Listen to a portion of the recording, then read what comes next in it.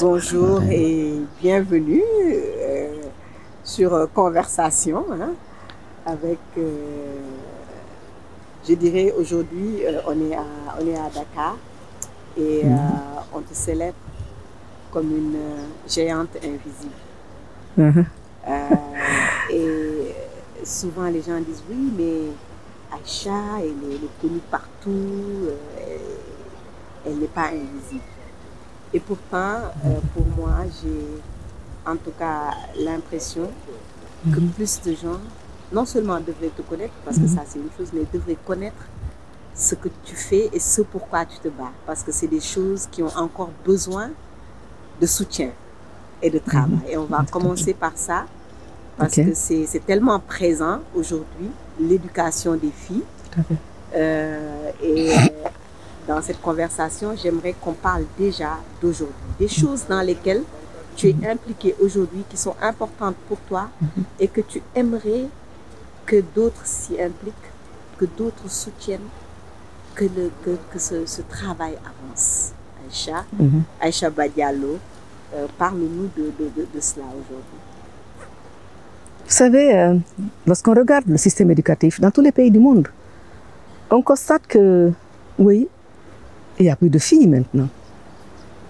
En Afrique, moins. Ailleurs, oui. Mais même en Afrique, là où il y a beaucoup d'accès à l'éducation pour les filles, dans quel domaine s'orientent-elles? C'est ça le problème. Elles ne s'orientent pas vers les sciences, la technique, la technologie, vers les branches de l'ingénierie. Or, c'est là où il y a les emplois. Je prends par exemple la Guinée. Nous avons beaucoup de ressources minières.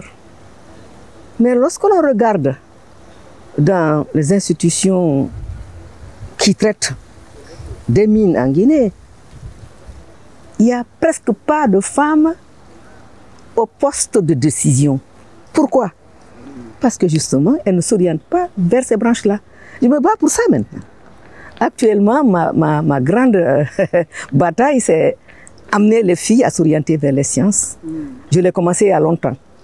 Mais pour les mines, je n'y avais pas pensé. C'est quand j'ai vu Rio Tinto et travailler, voir qu'il n'y a pas beaucoup de femmes dans ces postes de décision dont je parlais. Je me suis dit, ma chère, lève-toi encore et continue ta bataille. L'éducation des filles et des femmes dans tous les domaines, particulièrement ce domaine-là. Merci. Merci de relever cette question, la présence des femmes dans les mines, dans les domaines technologiques. On reviendra aussi à d'autres lieux. Mais si même aujourd'hui, on a les filles à l'école, et c'est vrai que de plus en plus, l'accès de l'école aux filles, particulièrement l'accès de l'école primaire, est une réalité de plus en plus. Elle n'est pas complète, on n'a pas fini, on est loin de là, mais il y a quand même de très très grandes avancées qui ont été faites. Mais j'aimerais qu'on revienne sur comment on en est arrivé là, parce que c'est pas comme si c'est juste voilà, c'est juste tombé du ciel. Il y a eu un travail énorme qui a fait que on est arrivé à cela. J'aimerais que tu nous parles un tout petit peu de cette, je vais pas appeler ça, de cette aventure qui est Fawe. Comment ça a démarré, ce que ça a pris et ce que ça nous a permis d'avoir aujourd'hui? Je commencerai par mon pays, par la Guinée. Lorsque j'ai été nommé ministre de l'Éducation en Guinée, j'ai appelé les responsables de la statistique. Je leur ai dit, montrez-moi les statistiques. Ils m'ont envoyé des statistiques qu'on appelle aveugles, parce que ce n'était pas désagrégé en filles et garçons. Ah, je dis à combien de filles? Madame, nous on ne fait pas ça. Je dis, subhanallah, repartez, je vous donne une semaine pour le faire. Mais vous savez, je dis, je vous donne une semaine et je ne chahute pas. Et comme tout le monde sait que je suis très sévère, eh bien ils sont allés en une semaine, ils sont revenus. J'ai vu les statistiques, mais il n'y avait pas de filles. Presque pas. Ça, c'était en quelle année? C'était en 1989. J'ai pris ma voiture, j'ai fait le tour du pays. Dans les salles de classe, il y avait peut-être 2, 3. sur 35, 40. Ah, j'ai dit non, non, non, non, non, on ne peut pas travailler comme ça. Pas possible. Il va falloir faire quelque chose. C'est là où je me suis dit, si vous voulez avoir un système éducatif de qualité, il faut avoir comme groupe cible les filles. Pourquoi? Parce que pour que les parents acceptent d'amener les filles à l'école, il faut que ces écoles soient à côté des communautés. Donc construire à côté des communautés, pas seulement construire, mais mettre une clôture, avoir de l'eau et des toilettes séparées, parce que les parents tiennent à l'intégrité de leurs filles. On dit souvent c'est l'islam, ce n'est pas vrai.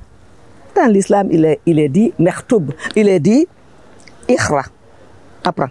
On n'a pas dit fille apprend, garçon apprend, c'est tout le monde. Et le prophète Mohammed sallallahu alayhi wa sallam a dit que l'éducation c'est pour tout le monde.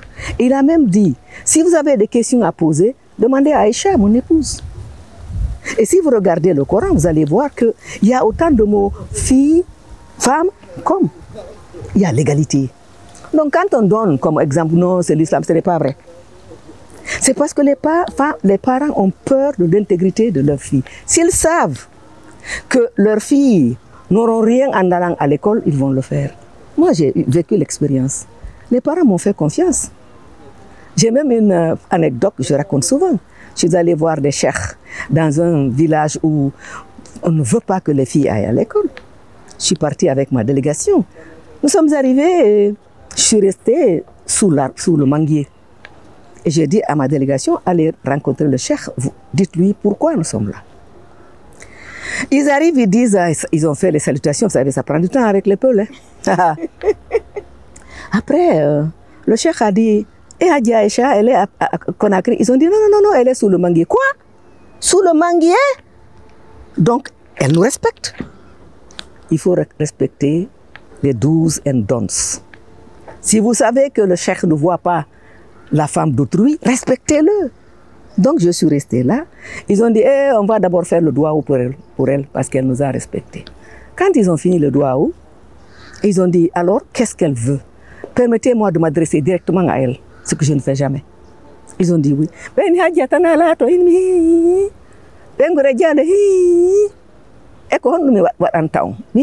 Je voudrais que vous acceptiez que les filles, vos filles viennent à l'école. Ils ont dit, c'est tout.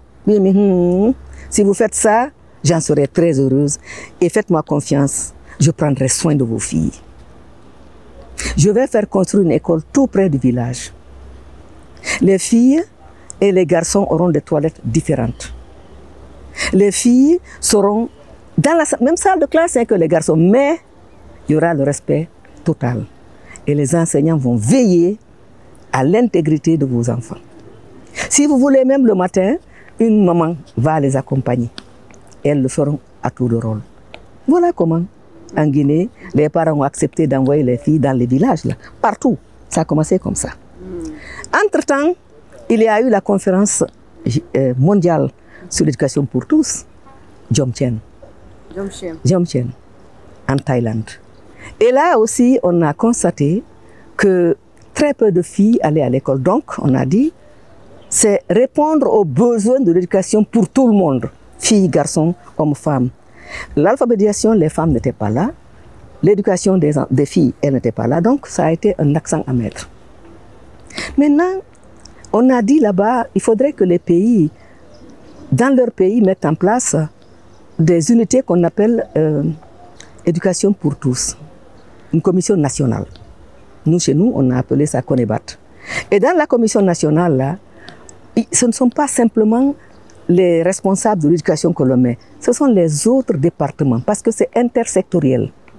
De telle sorte que dans la commission, là, vous allez avoir les finances, vous allez avoir la fonction publique, vous allez avoir la jeunesse, la santé, etc.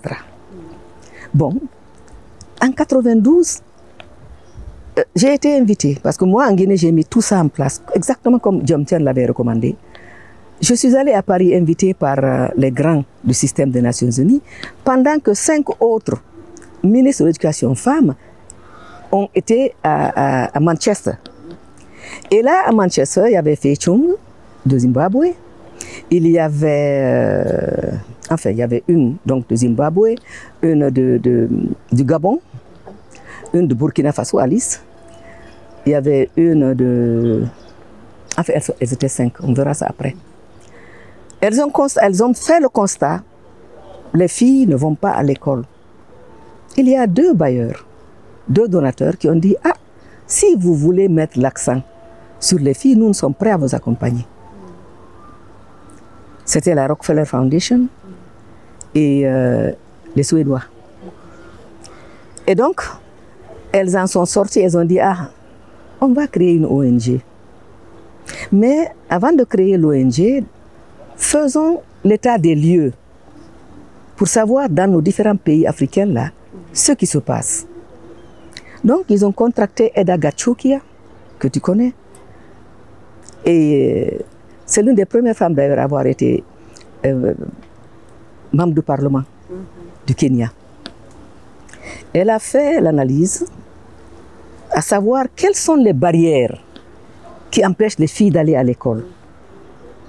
Et elles lui ont demandé, fais-nous la situation de toutes les femmes ministres de l'éducation en Afrique et des recteurs d'université en Afrique et les grands chercheurs femmes en Afrique. C'est ce qu'elle a fait. Et donc, elles ont dit, bon, on va se retrouver ensemble pour en discuter. C'est comme ça que nous nous sommes retrouvés et en Italie. Et il y avait, grâce à Machel Tienne, Mampele Rampele, il y avait beaucoup de monde. Nous nous sommes retrouvés là et nous avons décidé de travailler ensemble. Parce que quand vous partagez ensemble vos problèmes, vous trouverez les solutions. C'est ce que nous avons fait. Voilà comment FAWE a démarré.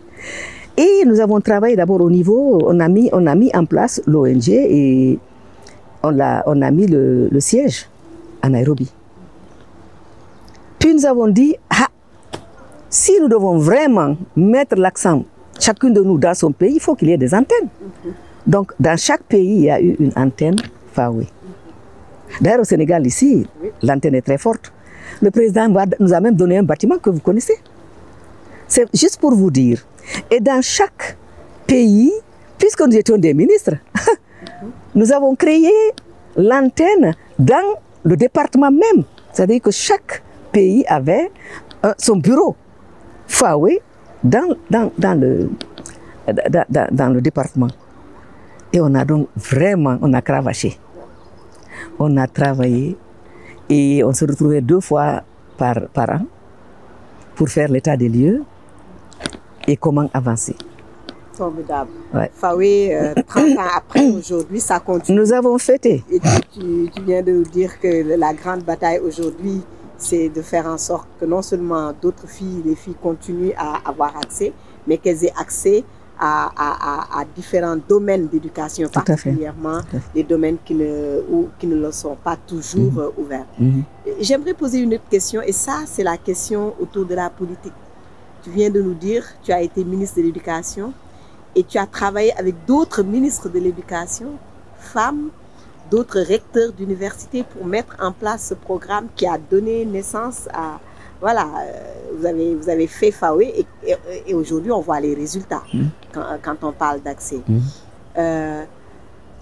Comment aujourd'hui on doit faire pour qu'il y ait plus de femmes à des postes de responsabilité? Parce que quand même, avec ce que vous avez fait avec FAWE et tout ça, on ne peut pas dire qu'il n'y a pas de femmes qui n'ont pas étudié ou qui n'ont pas les capacités, etc.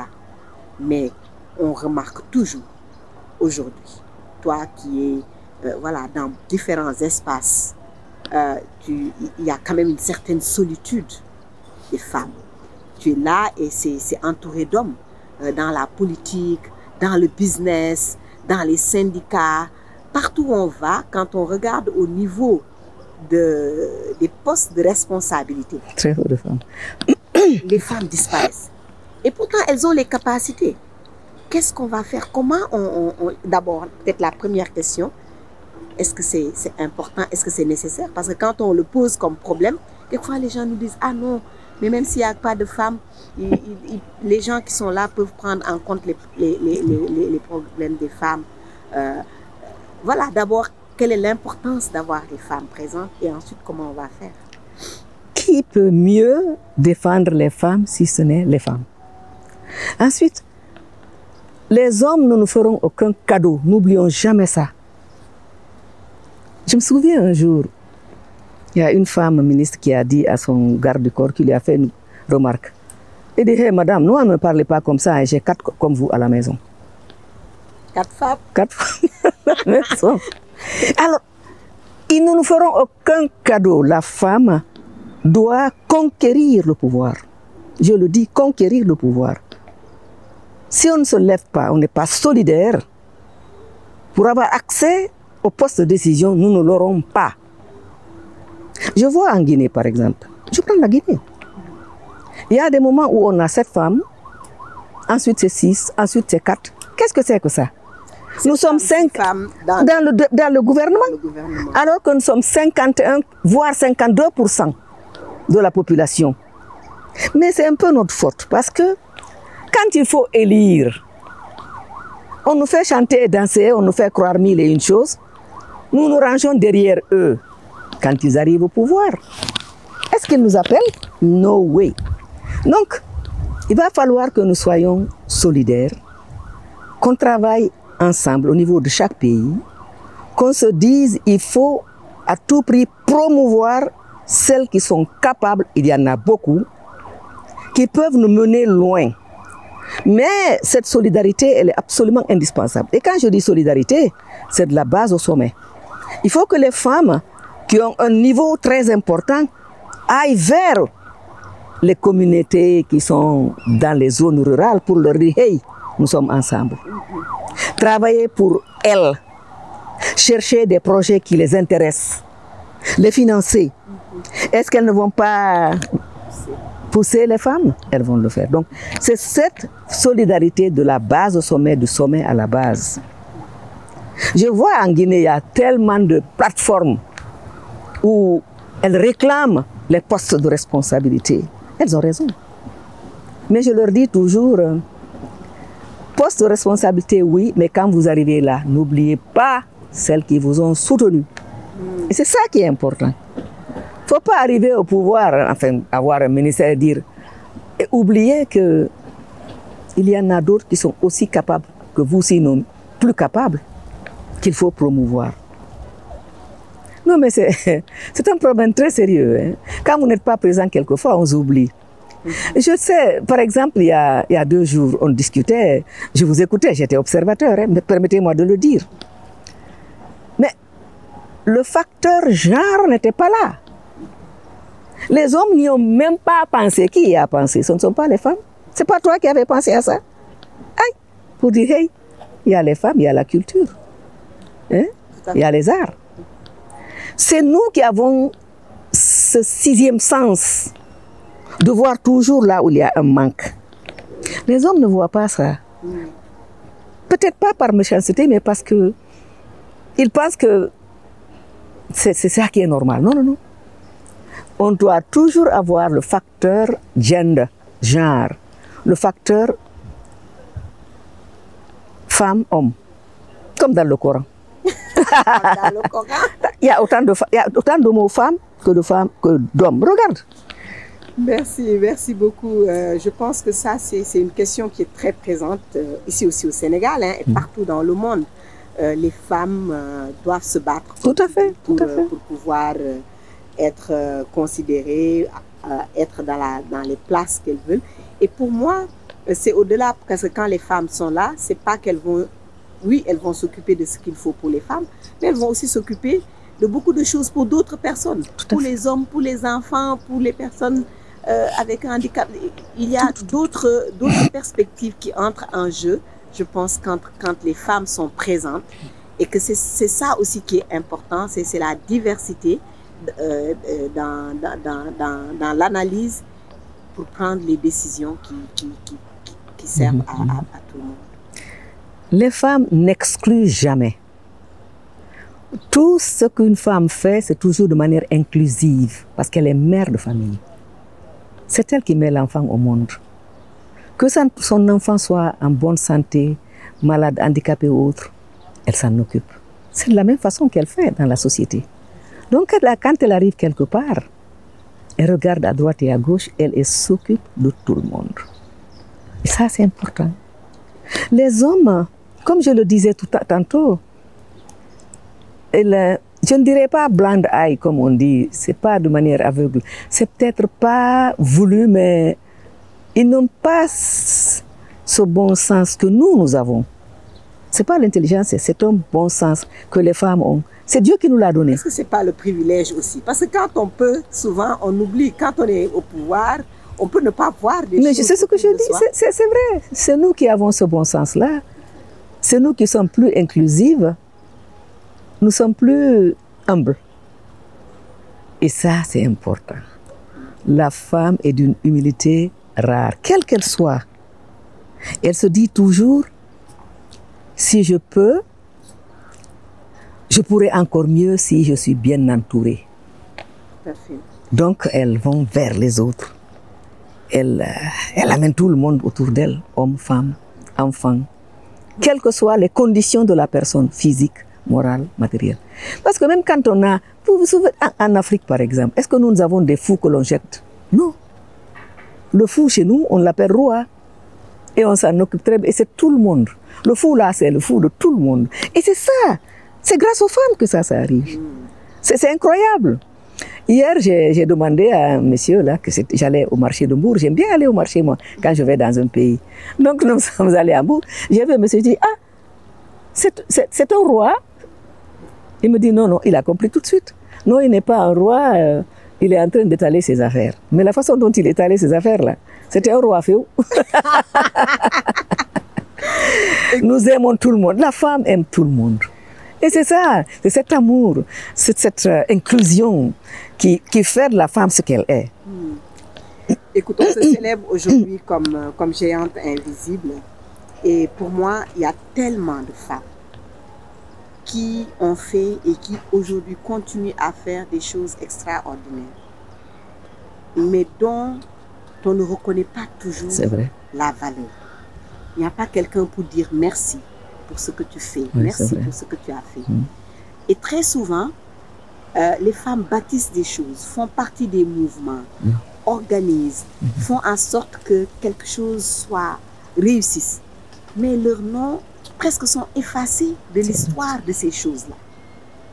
Quand les gens racontent, on parle de d'autres personnes. Et on le voit dans beaucoup de mouvements. Donc, pour moi, c'est extrêmement important qu'on dise les noms des femmes, que les jeunes voient qu'il y a des femmes qui se sont battues, qui ont organisé, qui ont travaillé pour qu'on puisse être là où on est aujourd'hui. Et qu'elles servent aussi d'exemple, que des jeunes qui doivent faire des choses se disent « Ah, elle l'a fait, donc c'est possible ». Pourrais-tu nous dire un tout petit peu ton sentiment par rapport à un tel programme? Parce que pour nous, c'est important. Vous avez dit que les femmes sont humbles. Et je dis oui, et souvent je trouve trop humble. Parce qu'on est effacé, on est derrière. Et on ne dit rien, mais on travaille. Et quelque part, il y a quelque chose qui est perdu dans la reconnaissance de ce que l'on fait. J'avoue que quand j'ai reçu l'invitation, je me suis retrouvée dans les petits souliers. Je me suis dit, légende invisible, c'est un gros mot pour moi, hein? Mais je l'ai accepté avec humilité, parce que ça me permet de dire qu'en fait, si on est légende, c'est parce que l'environnement le permet. C'est parce qu'on est bien entouré. C'est parce qu'on a réussi à mettre en place des équipes qui ont accepté de vous accompagner. Vous avez eu des parents qui ont eu confiance en vous dès le départ, qui ont cru en vous, qui vous ont poussé. Vous avez eu des amis, des camarades de promotion. Vous avez eu un environnement favorable à votre épanouissement. Et c'est ça que nous ne devons pas oublier. On n'est jamais seul. c'est un groupe qui gagne. Un individu seul ne réussit pas. C'est une équipe qui gagne. C'est une communauté qui gagne. C'est une famille qui gagne, une communauté qui gagne. Et les légendes sont dans les villages. Ce que nos parents font dans les villages, c'est exceptionnel. Je prends ma grand-mère qui était une teinturière de très haut niveau et une coiffeuse en même temps. Moi, j'ai les cheveux très lisses, mais elle savait me coiffer. Alors que les autres ne voulaient jamais me coiffer. Parce que dès qu'on coiffe, le lendemain, c'est parti. Elle nous teignait des... Elle m'a appris à carder le coton, à filer. Ensuite, on envoyait ça chez le tisserand. On ramenait, on faisait des bandes, on rassemblait les bandes et elle les teignait. C'était extraordinaire. Et c'est ce que nos femmes font, continuent à faire aujourd'hui. Si seulement nous pouvions trouver de l'argent pour pouvoir les amener à développer cela, à en faire même des usines de fabrication de tissus, de tie-dye. Ce serait formidable. Voilà les légendes. Ouais, ouais. Et c'est un patrimoine, j'en parlais, ça fait partie de notre patrimoine matériel. Absolument. Ces techniques. Oui. Les points qu'elle crée, parce qu'elle crée de nouvelles choses. Tout le temps. Tout le temps, il y a une création, il y a des modèles. Quand on les voit, on sait d'où ça vient, oui, tout de suite. Quelle cérémonie c'est, etc. Oui, c'est vrai. Et pourtant, puisque ça c'est un patrimoine immatériel, aujourd'hui, quelqu'un peut prendre la photo, je ne sais pas moi, aller imprimer ça quelque part. Je ne dis pas le nom du pays. Et puis vendre ça et aucun de nos pays ne réagit. Ne réagit. Et le patrimoine que les femmes ont créé, qu'ont eu pendant des centaines d'années, devient quelque chose qui est banalisé dans le public et surtout quelqu'un d'autre gagne. Exactement. Pendant que ces femmes-là qui l'ont créé, qui se l'ont transmis, restent pauvres. Il y a aussi quelque chose à faire dans ce domaine. J'ai quelque chose aussi à dire. Il y a 2 jours ou 3 maintenant, nous sommes allés à ce dîner. Il y avait la musique. À un moment donné, ils ont mis le dundumba.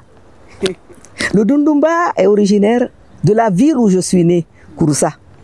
Quand ils ont mis le dundumba, je n'ai pas pu me retenir, je me suis levée, j'ai dansé avec les femmes. Je dis, mais oui, voilà la culture. Voilà quelque chose qui nous appartient et qu'il faut grandir.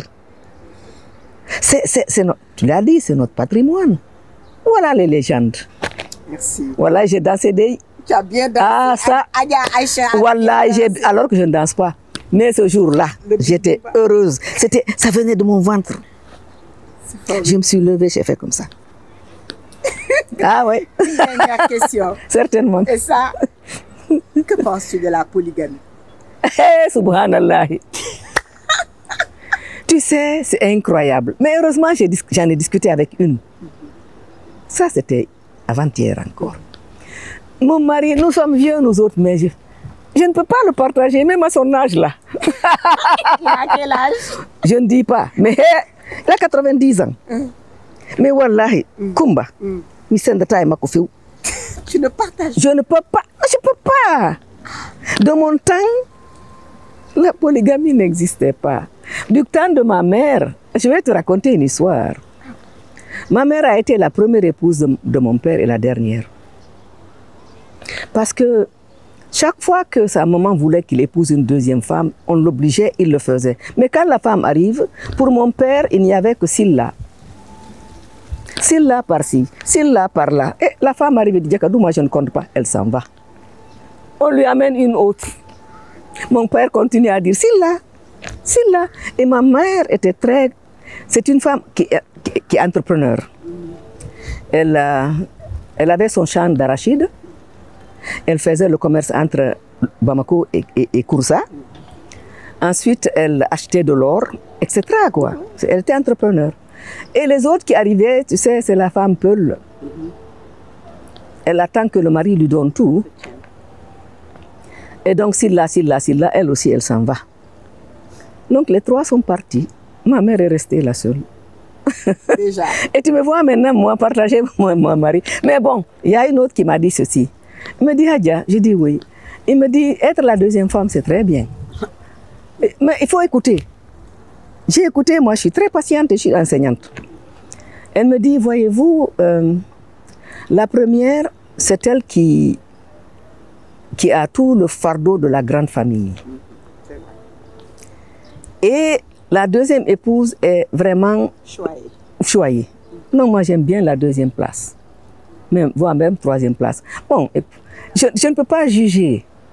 Je crois que chacun a sa manière. C'est pas un peu égoïste quand même, parce que ça c'est pour ça. Non, non, moi je... Deuxième. Et si on amène une troisième? Elle sera une quatrième. Si tu n'es pas choyée. Et on dit, c'est dans l'islam. Oh, c'est pas vrai.